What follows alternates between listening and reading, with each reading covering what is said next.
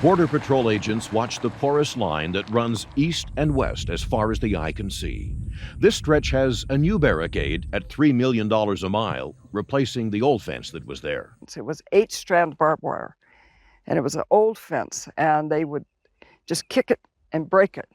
And we were constantly fixing fence to keep our cattle from going to Mexico. Wendy Glenn and her husband have operated an Arizona cattle ranch on the border for 50 years. The illegals were going through, in a mile stretch, we would fix 50 or 60 holes a week. We are not showing Wendy Glenn's face because these days she fears for her safety. Ranchers are on edge over an unsolved murder and what Glenn says are constant incursions. I am so tired of this. You know, this is our place, our territory, and they're coming in and they're running it over us. And it's it's hard to be tolerant. Here, 150 miles north of the border, the Arizona legislature said no more and began a movement for states to take on immigration enforcement themselves.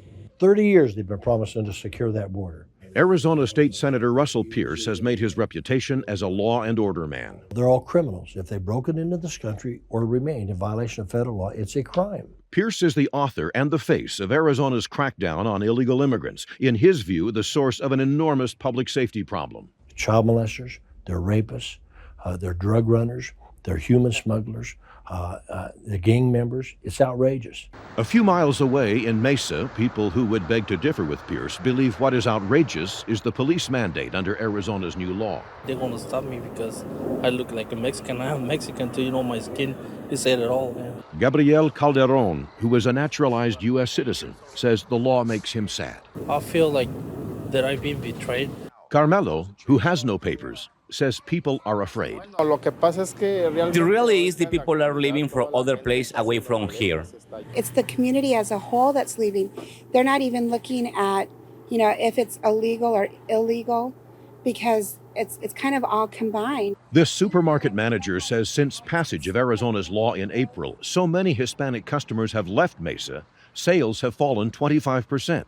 That is not the economic impact trumpeted by Senator Pierce. Here's the cost of not enforcing the law. In Arizona, $2.7 billion to educate, medicate, and incarcerate. I would imagine he said something like it's costing the taxpayer $2.7 billion to educate, medicate, and incarcerate. Kevin Gibbons is an immigration attorney in Phoenix. It's a great line. Those aren't facts. They're not based in facts. He just threw out numbers. That's not true. Gibbons lost to Russell Pierce in a lopsided Republican primary, a race between two men from East Mesa, both members of the LDS Church, but sharply divided on this issue. As such, their Senate race became Arizona's referendum on immigration. Gibbons, as a moderate, found himself without a political base. Let them all in or kick them all out.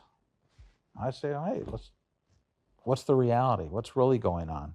Gibbons insists what's really going on with Arizona's law is not an effort to fight crime. If you look at 1070, what do you not see? You don't see anything about money laundering. You don't see anything about cop killing. You don't see, it's how do we stop and arrest regular folks? That's what it is. The first line in 1070 is attrition through enforcement. Basically, we're going to wear the bastards down. That's what we're doing.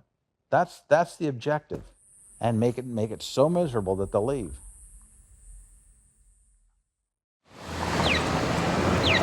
Roughly 3 million people live in the state of Utah.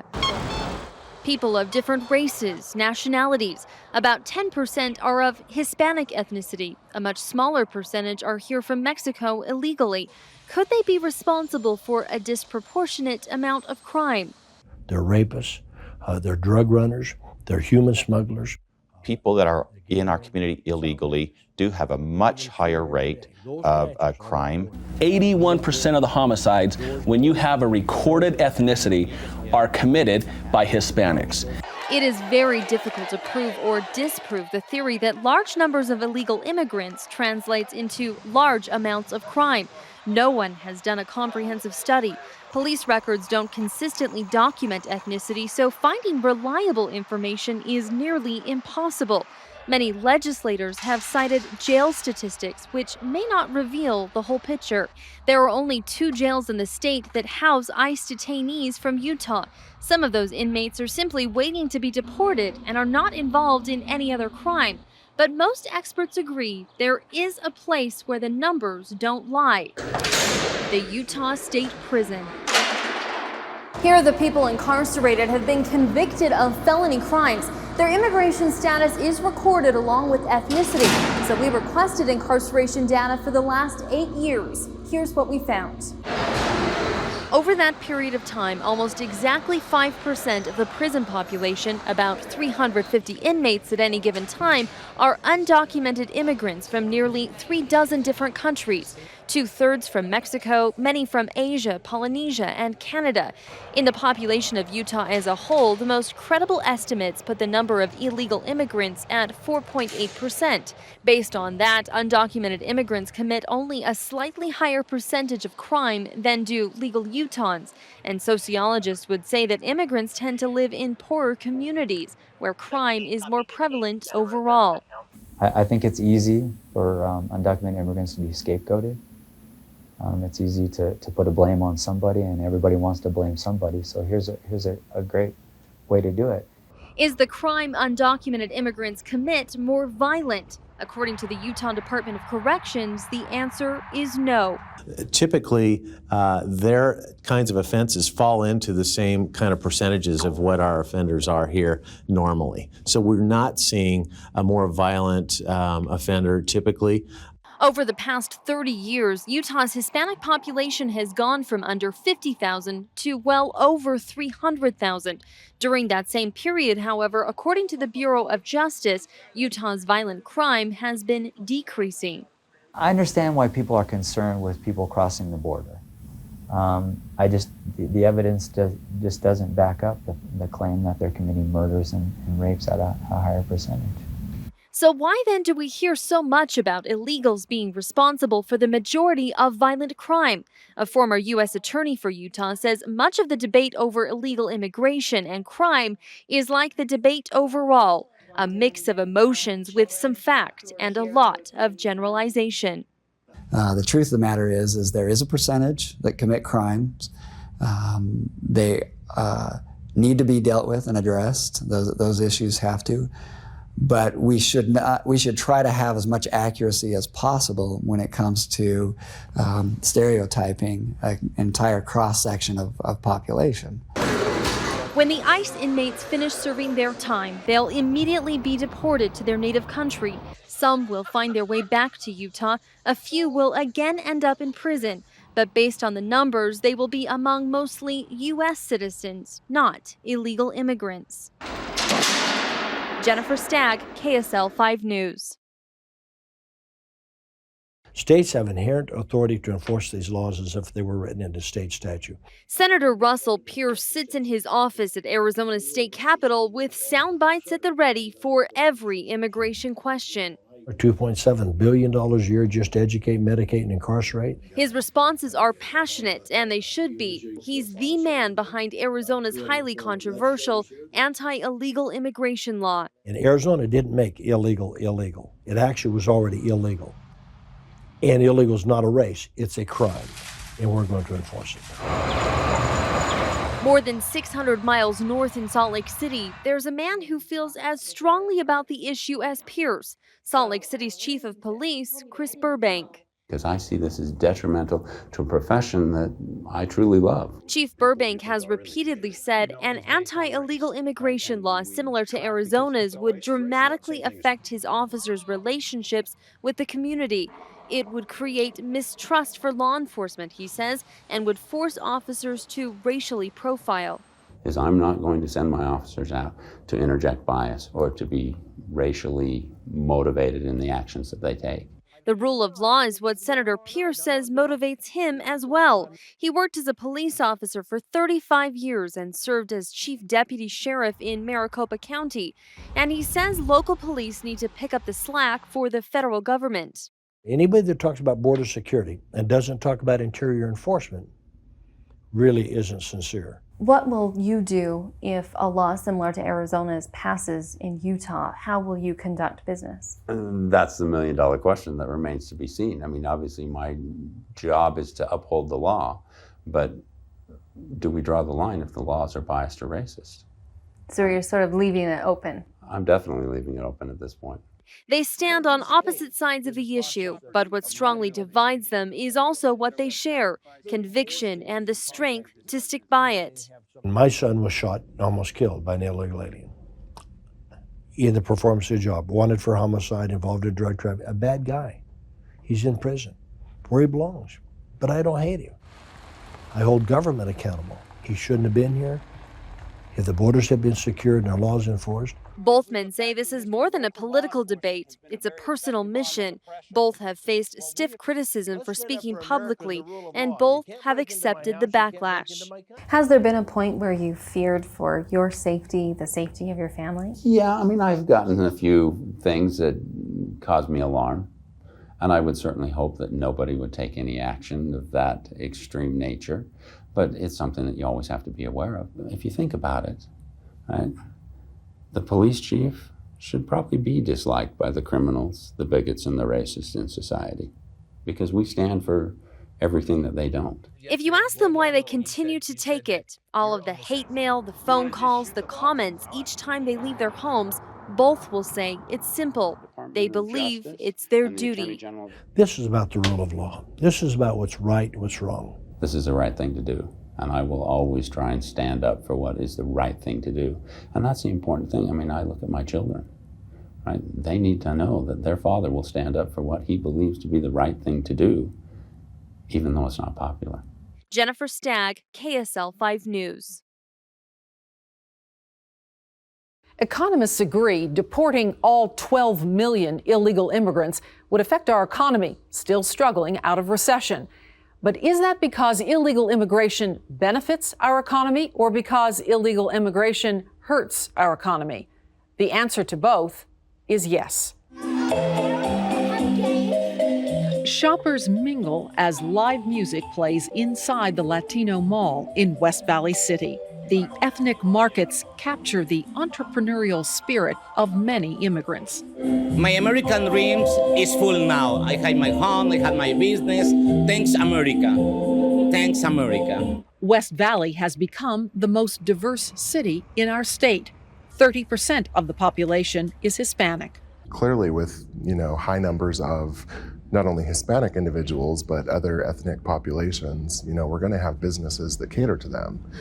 And, it's something that we welcome. It's something that we really celebrate. The city celebrates not only the diversity, but the revenue. I would say that they vary anywhere between the $100,000 to $200,000 up to $1 million or $2 million in revenue. These ethnic communities are a draw for many minorities new to Utah, including those who are not legal citizens. It's kind of a topic that is difficult to get a grasp on. We've wondered about the impacts, but there's never been anything official studied on it. In fact, even though both sides of this issue throw out lots of numbers, no comprehensive study has ever been done on illegal immigration in Utah. First of all, you're talking about a population who is not exactly going to be anxious to be counted.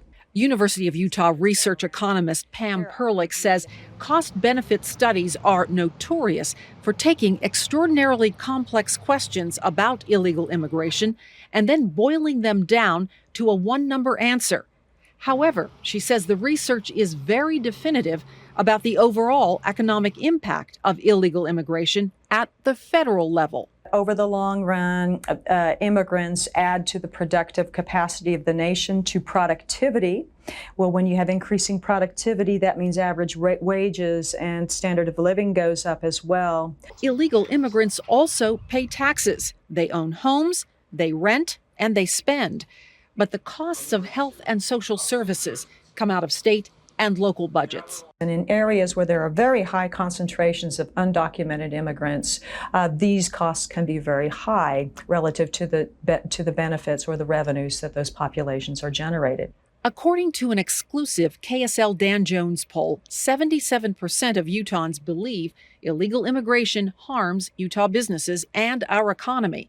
81% believe it drains public resources like medical care and education. Right now, for instance, in the state of Utah, we're having a tough time paying for education. We can't even keep up with the growth right now, and internal growth. And so there's huge costs right now for the children of illegal immigrants that are here in our state. Education is the single largest expenditure for state and city budgets. A Congressional Budget Office study shows that the costs of educating students who do not speak English fluently are 20 to 40% higher than for educating native-born students. But it's a small fraction of our education budget going to this undocumented population because there's not that many undocumented kids. In fact, only 1 in 7 of the children enrolled in Utah schools is Hispanic, and those numbers say nothing about legal status. As for medical care, Utah hospitals do not track patients' immigration status, so it's impossible to get a firm estimate of the costs. Illegal immigrants are not flooding our emergency departments, are not flooding our clinics. University of Utah Hospital spokesman Chris Nelson also says there is nothing to suggest that illegal immigrants are less likely to pay their medical bills. Again, that country of origin or nationality doesn't, in our view, really play a big part of that. A large piece of the economic puzzle that is even harder to quantify is the effect an illegal immigrant can have over a lifetime. How much are new ideas, different languages, and cultural traditions worth in a globalizing economy? People seem to see history through the metric of just their own life experiences. Immigrants have forever been the source of the growth. We're a nation of immigrants. We're unique among nations that way. Unique that in every generation, another people from another place have come for the same dream. Many Utahns believe that illegal immigrants send most of their earnings to family members in their home countries. A National Pew Institute study shows that the majority send between $100 and $300 several times a year, which is 10 to 15% of their incomes. We looked at several nonpartisan economic studies for this report and have provided links to those reports on KSL.com. The children of undocumented immigrants are caught between two cultures, often with stronger ties to the U.S. than Mexico. They face what new immigrants have lived with throughout history, outright discrimination, as well as serious questions about their right to pursue the American dream. John Flores didn't grow up on the wrong side of the tracks. No, we were in the middle of the tracks. Literally in between the tracks at 7th South and 6th West, he and 2 older siblings lived in an old rail car, his Mexican dad a laborer for the railroad. John never knew his 9 even older siblings. They all died of different diseases, they didn't have health care at that time. Flores was born in Salt Lake City, a U.S. citizen. He doesn't know if his parents were here legally at that time, although they did re-enter the U.S. again later and became legal residents. I saw the University of Utah up there, but that was a far-off place. The best I thought I could be would be the switchman. 3/4 of a century later, 2 young women have grown up in the shadows. We were little. We knew that we were here illegal. They are sisters who moved to the U.S., children of migrant workers. I grew up here. I had American babysitters. I'm more American than Mexican because I was raised here. In Flores's childhood, there was hostility even for those here legally. Yes, gross discrimination. I was called the savage. I was called the dirty Mexican. But his family drilled some advice into him. They said, no trabajas como burro, don't work like a donkey, get an education. He took the advice all the way to that faraway place on the east side. Honor roll, master's degree, a professorship. He was appointed to White House positions 4 times. He was Deputy Assistant Secretary of Labor, a top aide to Senator Orrin Hatch, all of which gave him insight into our complicated attitudes about immigrants. The history of this country is one of immigrants coming in to fill the workforce needs of this country. The undocumented sisters started with ambitions similar to Flores. I was an A student, I was a student of the month, teacher aide. I was getting scholarship, but I turned down because of my status. She feared someone would ask for legal papers or a social security number, so she didn't take the scholarships. Now she works 3 jobs, hoping someday to get into college in spite of her illegal status. If I could have those papers in my hand, I know I will give it my 100%. Her younger sister got into college by keeping her legal status secret. She left blank the space for her social security number. I would hope that people would understand and be more open-minded and open-hearted to the fact that we're trying to make a living here as well. We're trying to progress as well as you are. John Flores thinks his story would not have been much different if he had been undocumented. Legal status didn't used to make much difference, he says, but in the post-9/11 world, it does. It's tough economic times, and when things are tough, we look for scapegoats. Clearly, many people think legal status should matter. At a town hall meeting, a questioner worried about legalizing people already here. Given your support of the DREAM Act, how can you convince me that you're not going to support further legislation that incentivizes illegals to come to Utah and to this country? Senator Hatch told the crowd he does not support amnesty, but he expressed compassion for the children. A lot of these kids are brought in as infants. They don't even know that they're not citizens until they graduate from high school. And if they've lived good lives and they've done good things, why would we penalize them and not let them at least go to school? In a written statement later, Hatch said he does not favor a special path to citizenship for such children, a view shared by Sherilyn Eager of the Coalition on Illegal Immigration. Send them back to their home of origin and allow them to come back through and do it legally. It's going to benefit everybody. But John Flores thinks Utah shouldn't turn its back on promising kids who could turn out to be a strength if America would allow it. We have the potential of Bill Gates, Maurice Warsaw, Bill Marriott sit in those classrooms right now. We have to follow the rule of law. And if we keep sending that message that we are not going to follow the rule of law, we will keep compounding this problem. If I could, I would change it. If I was a bit older when this happened, or if I knew the situation that we were going to get into, I would have begged my parents to have done it the right way. There's one thing those sisters and Sherilyn Eager might agree on. Living in the shadows forces them into a secretive subculture and makes it difficult to fully assimilate. But it's one thing to agree on a problem, quite another thing trying to agree on a solution. In a Dan Jones and Associates poll for our series, we asked if Utahns, particularly Latter-day Saints, should be more sympathetic to the plight of immigrants because of their own history of persecution and resettlement. Most said no, times are different and history does not apply.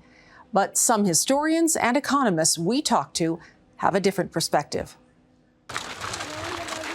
By the thousands, they walked in search of safety and a better life. The reenactment at This Is the Place Heritage Park reminds visitors of the faith, determination, and hope that early Latter-day Saints possessed as persecution drove them from state to state. Many immigrants came first to America as converts from Great Britain and Scandinavia.